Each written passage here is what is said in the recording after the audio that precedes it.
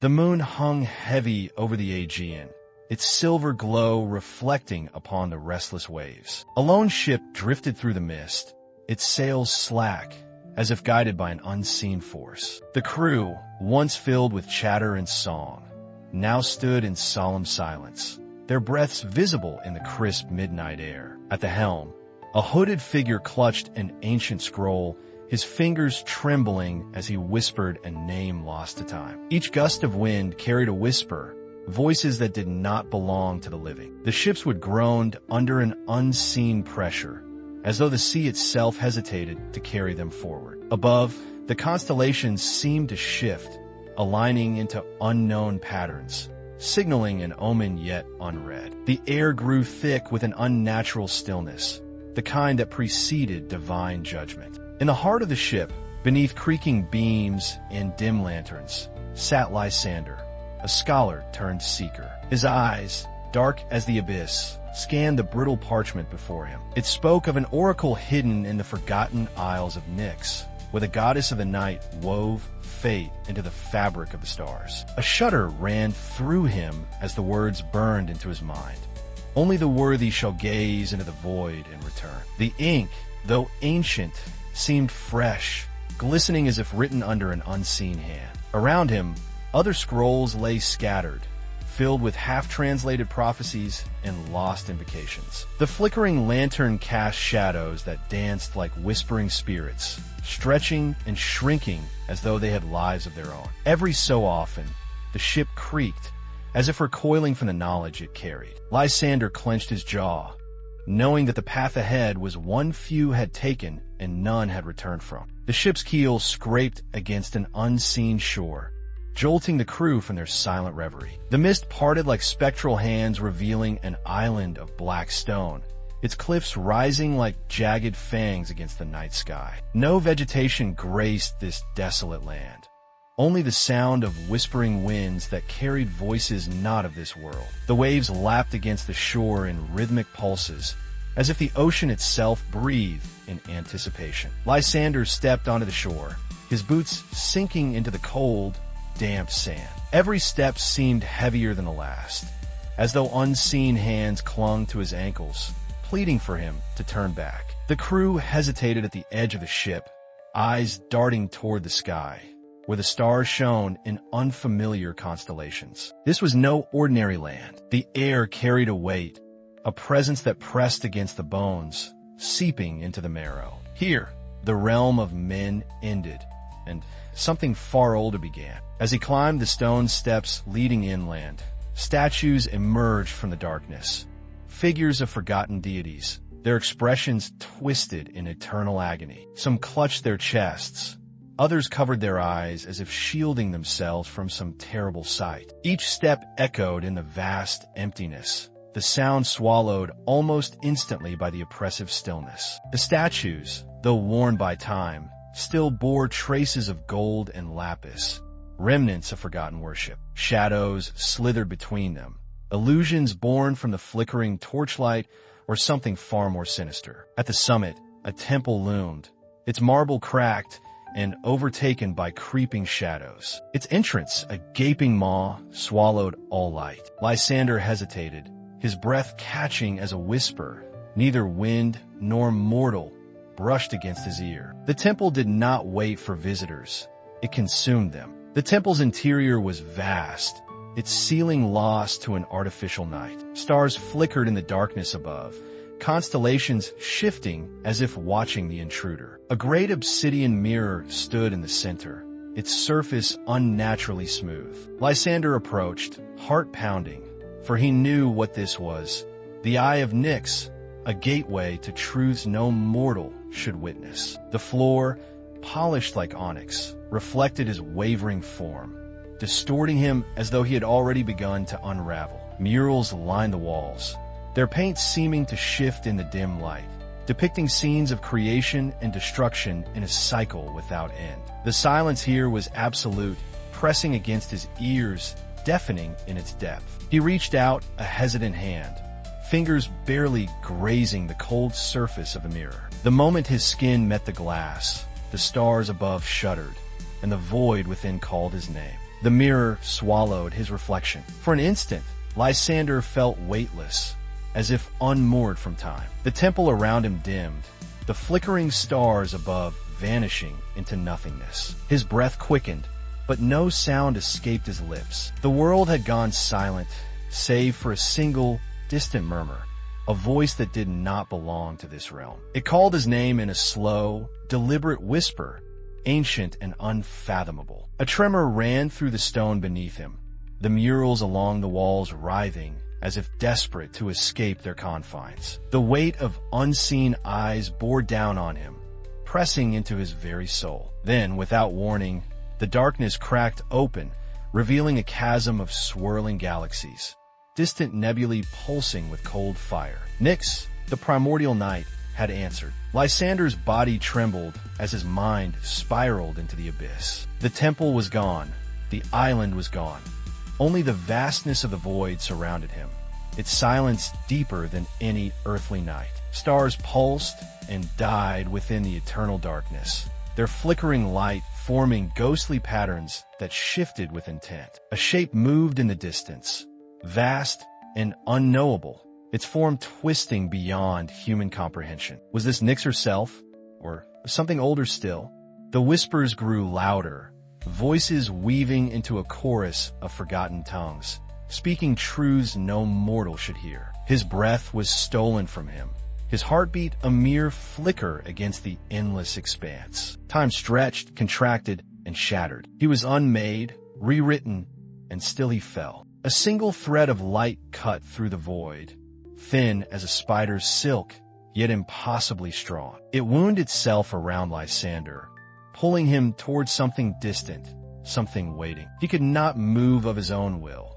He was carried, drawn along this celestial thread like a marionette in the hands of a cosmic weaver. His senses blurred. He could feel the weight of eternity pressing against him, 1,000 realities overlapping at the edges of his vision. Beneath him, the void began to shift, forming what seemed to be a colossal loom, its threads made of starlight and shadow, weaving something that pulsed with a strange, living rhythm. And then he saw her, Nyx, the weaver of fate, seated upon a throne of endless night, her form shifting between the familiar and the unknowable. Nyx's presence was an eclipse, swallowing even the faintest remnants of light. Her face was a shifting paradox, at times a void of endless black, at times a reflection of Lysander himself, and sometimes something older, something that bore the weight of forgotten eons. Her eyes, if they could be called that, contained constellations that lived and died in the span of a heartbeat. With emotion that was neither movement nor stillness, she raised a hand, and the loom before her rippled. Threads of reality twisted and rewove themselves, forming visions, glimpses of futures untold, of kings yet to rise and empires yet to fall. In the patterns, Lysander saw himself, but fragmented, scattered across different fates. One where he perished here, swallowed by the void. One where he returned to the mortal world, but no longer himself. And one where he became something else. Lysander's voice, if it still belonged to him, emerged in a whisper. What am I to become? The moment the words left him, the loom trembled. Nyx did not speak, but the void itself answered. Threads unspooled, forming images not bound by time. He saw a future where he walked the lands of men once more, his eyes dark pools reflecting the cosmos, his presence stirring fear and reverence. Another future showed him dissolving, his form unraveling like mist beneath the morning sun, becoming one with the night itself. A third vision, more terrifying than the rest, depicted him ascending, not as a man, but as a force, a nameless entity drifting beyond the reach of gods and mortals alike. The choice, it seemed, was his. But was it truly? Or had the fates already woven his end? The loom flickered, and a new thread emerged, stretching outward like a silver vein of possibility. It pulsed in rhythm with Lysander's own heart, its glow dimming with hesitation. He reached out, drawn to it by something beyond reason, beyond will. The moment his fingertips brushed against its woven strands, a vision engulfed him. He stood atop a mountain wreathed in storm clouds, a blackened sky roaring with thunder. Below him, a great city, ancient and golden, trembled under a war not yet fought. He saw himself among its people, cloaked in the night, his gaze commanding the shadows themselves. He was neither ruler nor servant, but something in between, a whisper in the dark, a force unseen yet known to all. The citizens feared him, worshipped him, and yet, deep in their eyes, he saw doubt. Was he their protector or their doom? The vision of the mountain faded, replaced by a new one that filled Lysander's senses with an unbearable weight. He saw an ocean, vast and unfathomable, stretching beyond the horizon into oblivion. Its waves were not made of water, but of black ink that swallowed the sky above. The air was thick with the scent of decay, the wind carrying whispers of those lost to time. On the shores of this ocean, he stood alone, a figure cloaked in tattered robes, his face obscured by a mask of obsidian. Behind him, the ruins of an ancient temple crumbled, its walls etched with symbols long forgotten. The ground beneath his feet was not solid, but a shifting tide of shadow and sand. A great beast stirred in the depths of the ink-dark sea, its eyes glowing with the light of stars long extinguished. It watched him, and Lysander could feel its gaze, a weight that pressed against his soul, a hunger that had existed since the dawn of the world. This was the place where gods and mortals alike came to die. But here, in the silence of the ocean, Lysander could feel power. Not just the power of death, but something older, something primal. It was the power of the abyss itself. Lysander's breath caught as the ocean's dark depths began to stir. The creature from the depths rose slowly, its form indistinct, as if woven from the very darkness of the void. The water around it rippled with unnatural force, twisting and pulling like a vortex of ancient memories. From its body emerged limbs, long, skeletal appendages that seemed to be made of shadow and mist. With each movement, the creature seemed to fold the very fabric of reality around it. As it rose higher, the sea parted around its presence, revealing a glowing stone at the ocean's floor, half submerged and pulsing with an eerie light. The creature moved toward it, its eyes now fully visible, twin orbs of molten silver that burned with an impossible, eternal light. Its gaze locked onto Lysander's, and for a moment, time itself seemed to falter. The air grew still, and the darkness pressed in, suffocating him. He felt a pull, a calling from deep within the creature. It wanted him. It needed him. The creature's presence enveloped Lysander like a storm. Its limbs, like serpentine shadows, reached out with unrelenting intent. Every part of his being screamed to flee, yet his body refused to move. He could feel the pull of the creature, drawing him closer to the dark, luminous stone that lay at the heart of the abyss. He understood, in that moment, that this was no ordinary creature.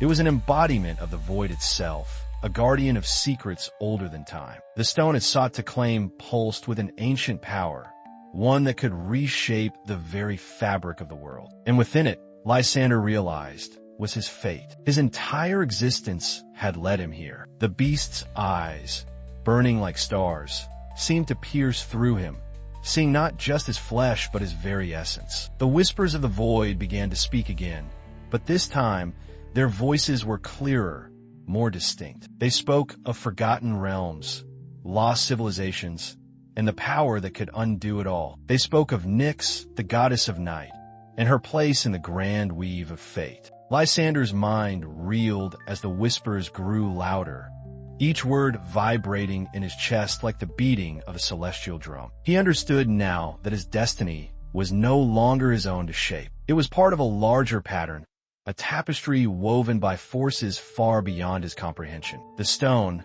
now within the grasp of the creature, glowed brighter, illuminating the desolate shores with a pale, unearthly light. The creature's skeletal arms extended, and as its fingers brushed the surface of the stone, the earth trembled. The shadows around them seemed to ripple and distort, warping into strange, nightmarish shapes. A loud, echoing crack filled the air as the stone began to fracture, the cracks spreading like the web of a spider. In that moment, Lysander felt a surge of power course through him, a force so potent it threatened to consume him whole. He was connected to the stone, to the abyss, and to the creature as though all were one. His body convulsed, his mind shattering under the weight of it. And then a voice, deep and resonant, echoed in the abyss. It was Nyx's voice. "Do you see now, mortal?" Nyx's voice echoed within Lysander's soul, the words reverberating through him as though they were not spoken, but felt. "You are but a thread in a vast web, woven by the loom of destiny. You have walked the path of gods and men, of light and darkness, but now you are one with the abyss." Lysander gasped, his vision blurring as the words cut into his consciousness like a blade. The stone shattered completely, releasing a flood of energy so intense that the very ground beneath him cracked open. The creature roared in approval as the energy surged outward, consuming everything in its wake. Lysander felt himself being pulled into the heart of the destruction, torn between the forces of fate and the void. It was not just his fate that was being rewritten, it was the fate of all things. The world he knew, the gods he once revered, all seemed so fragile now, like the thin thread of light that had pulled him to this moment. His purpose was unclear, his choices limited. Yet in the deepest recesses of his being, Lysander knew one thing. The abyss had claimed him. The light from the shattered stone enveloped Lysander, and for a brief moment, everything went still. The crashing chaos of the abyss, the roar of the creature, the whispers of fate, all ceased. In the stillness, Lysander felt a strange calm, as though time itself had paused. He could no longer feel the solid ground beneath him, nor the grasp of the creature's shadowy limbs. Instead, he floated, weightless, drifting through an endless sea of stars. The whispers, now distant, had become a hum, a distant echo of a forgotten melody. He had crossed over into something beyond mortal understanding. He was neither alive nor dead, neither god nor man. In the space between life and death, he had become something else entirely, a part of the very fabric of the universe. His vision shifted, and before him appeared a vast expanse, stretching further than any eye could comprehend. It was a place where time flowed backward and forward in equal measure, where the past and future were as one. In the heart of this realm, Lysander saw a throne, carved from stone as old as the world itself. It was empty, yet a presence lingered around it, palpable and all-encompassing. This was the seat of fate, the place where all destinies converged. And Lysander, now a being of shadow and light, stood at its threshold. Lysander stepped toward the throne, his form shifting between the corporeal and the ethereal. The air around him crackled with power, the very fabric of reality bending to his will, or perhaps to his newfound existence. As he drew closer, the throne seemed to pulse, as if recognizing his presence, as though it were waiting for him. But who was he now? A mortal man who had touched the realms of gods? Or something more, something woven into the very essence of fate itself?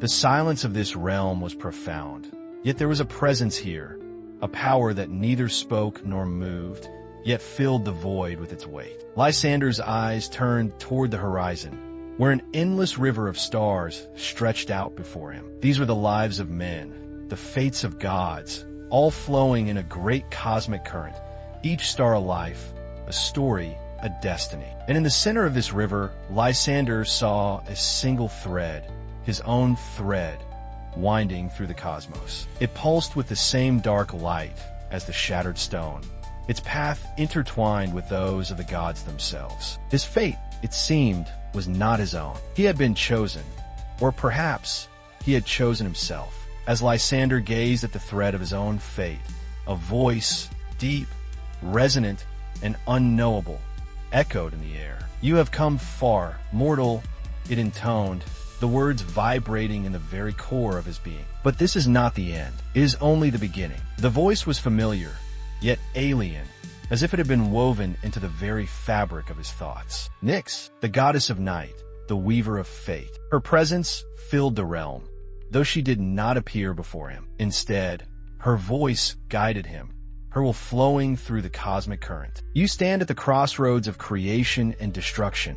she continued. Your choices now are endless, for you have touched the loom of the universe. But know this, every thread you weave comes at a cost. Every choice you make reshapes the world in ways you cannot predict. Lysander's heart beat in time with the cosmic rhythm, each pulse a reminder of his power and the responsibility that came with it. He had touched the heart of fate, but now he must decide whether to control it or be consumed by it. The cosmic river of stars seemed to slow as Lysander stood in silent contemplation, his gaze fixed on the ever-winding thread of his fate. The weight of Nyx's words hung heavy in the air, pressing against him like an invisible force. His heart raced, each beat reverberating through the vast expanse of this realm, and he could feel the full scope of his choice, his power, crushing down on him. Was he truly ready to wield such power?